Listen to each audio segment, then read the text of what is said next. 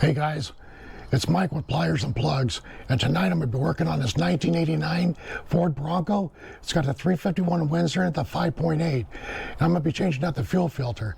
I picked this thing up about 3 weeks ago, and I want to say that if I remember right, it's got about 260,000 plus miles on it. So it's running a bit rough, but I think I can get it back to running pretty good, you know, with a little bit of tender loving and care and a little bit of elbow grease. So let's get started. All right, guys, some of the tools we're going to be using, it's going to be this wheel chock, going to be this fuel line quick disconnect. It's going to be a size 3/8, and it's going to be an 8mm. It's going to be a 1/4-inch ratchet, screwdriver, and 3/8 another style of a disconnect right here. This Fram fuel filter, and a rag to catch all the fluid, and a container to catch all the gas in the fluid, if you would like to do that, or I don't know, clean it up any way you decide to see fit. I've never had much luck with these. I've always had better luck with these, but I picked these up at Harbor Freight a while back, and I've never used them, and I'm probably not going to use them tonight. But I don't know, I just keep them around just in case. It's a last resort. So this is going to be used to be taken off the fuel filter shield that's around on the truck frame, and I'll show you that underneath. I'm going to try to demonstrate how this will work once we get up underneath there, because it's going to be all dirty. Now, these are going to be really dirty and full of, I don't know, all kinds of crud and everything. I know for sure it is underneath here. So that's why I'm going to take the rag and I'm going to wipe all some of the junk off. But when you get up in there, on my style anyway, on my truck, there's these kind of clips. So a lot of times you can just pry them apart at the bottom right here, and they'll slide off, like so. But that's a little bit easy because they're going to be kind of anchored down by the fuel lines underneath. It's going to be kind of hard for it to come off that easy for you. But they'll slide right back on this way. But if you go to take them off and you have trouble, you can stick the underneath there and wedge it out of there and pop it out like that. So I'll be taking these caps off underneath in a minute, but I'm going to demonstrate this part too. So sorry about the bug. After you get this part off, that part off, this is gonna slide up in there like that. If I can, now that I'm on camera, it's not working worth the beans. And then you're gonna finagle this and keep moving it, and it's gonna trigger some springs that are on the inside the fuel line right there, and you're going to be able to pull this backwards and pull the fuel line away from it. But it's going to be kind of tricky because at first you're going to have to probably push the fuel line towards the fuel filter and then push this towards the springs to compress them or push them back or whatever happens in there, and then this will slide out. If you ever have to do this, you're going to understand what I mean, but it's not as hard as it sounds.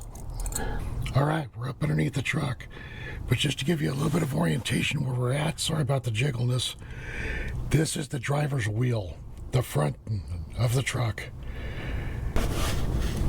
This one and this one is the two I'm going to be removing first, because it's got this shield around the fuel filter on mine. This right here is what we're changing. Now right here is going to be where those white tabs are at that I was showing you on the table up front. They're little plastic outfits. They're easy to break, but that's okay, because the new ones should have came with yours. All right, gonna dust those off so I can get my little socket on there good. And lefty-loosey, righty-tighty, even if you're upside down.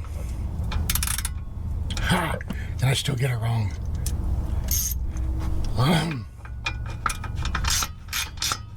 You guys comment down below. Let me know how this mic's working out. I know my voice is horrible with this laryngitis.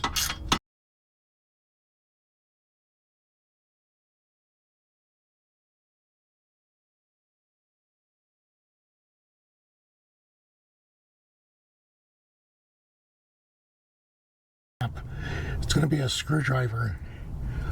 Looks like it's what it's going to take to get that off there. All right. Hope you guys have been able to see. I don't want to loosen that all the way. I don't think I do anyway.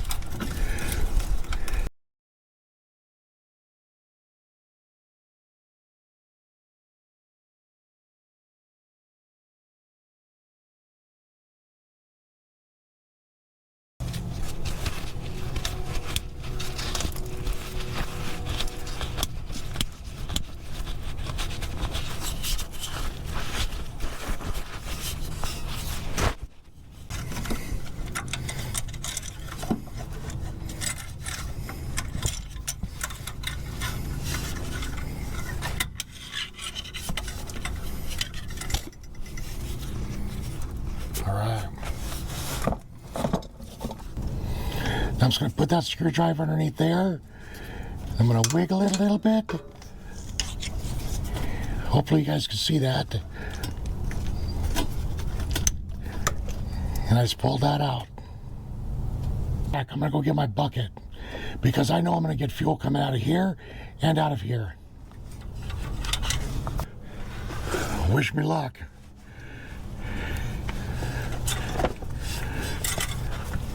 Telling you guys probably got a lot better way of doing this.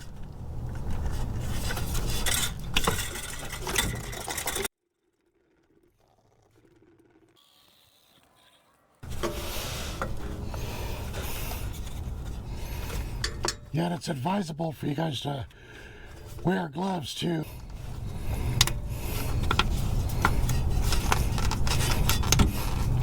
Another plastic clip.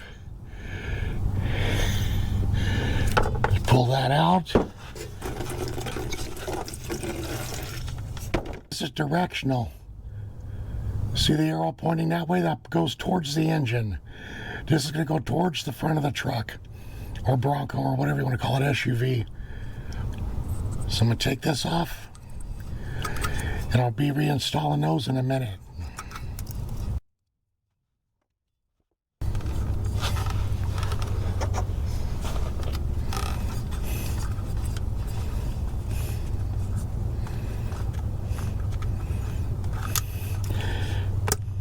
There we go. And it clips right into place. The pointy end away from the filter. Some of this seems really obvious, but to some people it's not that's never done this. And when you are working on it, make sure you're not laying directly underneath it. Now see, I got this facing towards the engine away from the filter.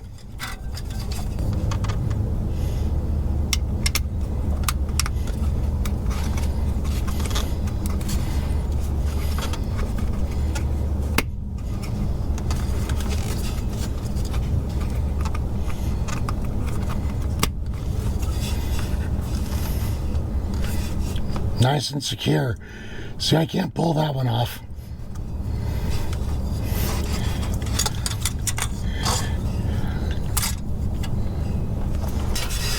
Try to stay out of your guys' way.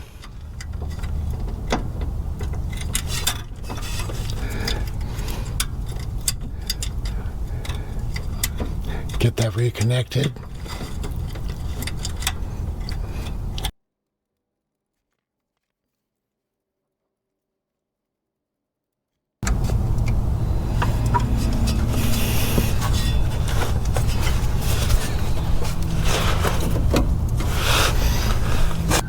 All right, let me get this shield in here.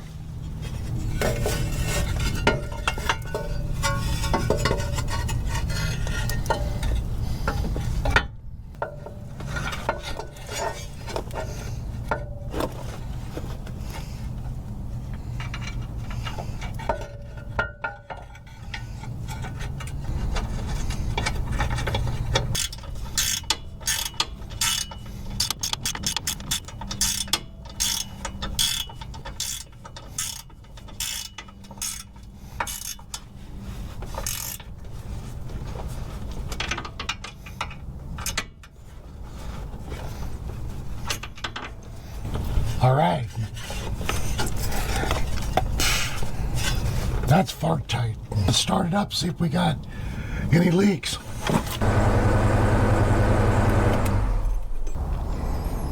Well, guys, thanks for hanging out with me this evening while we switch the fuel filter on this Bronco. And if you like this kind of content, like and subscribe, and keep watching out for more content from Pliers and Plugs. And bear with me, man, while my voice heals. I really don't sound like this all the time.